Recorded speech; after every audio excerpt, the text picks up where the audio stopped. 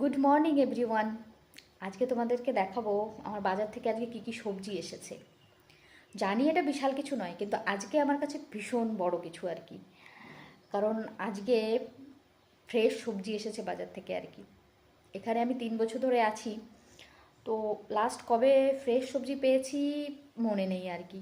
পেলেও ওই এক একটা কিছু সবজি পেয়েছি আর কি, যেটা একটু ফ্রেশ আর কি। কিন্তু আজকে অনেকগুলো সবজি পেয়েছি যেটা ভীষণ ফ্রেশ আর কি।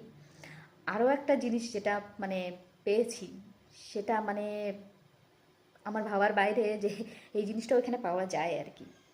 তো চলো দেখা যাক আজকে কী কী সবজি এসেছে। এখানে আছে ভেন্ডি, উচ্ছে, তারপর আছে বাঁধাকপি, এটা ধন্দুল আর কি, এখানের ভাষায় বলে নেনুয়া।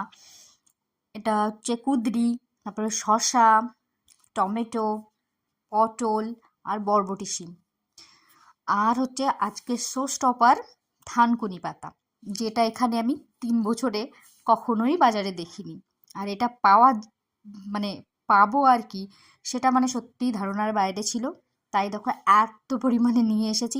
আর এটা শুধুমাত্র 20 টাকা দিয়ে এতটা দিয়েছে।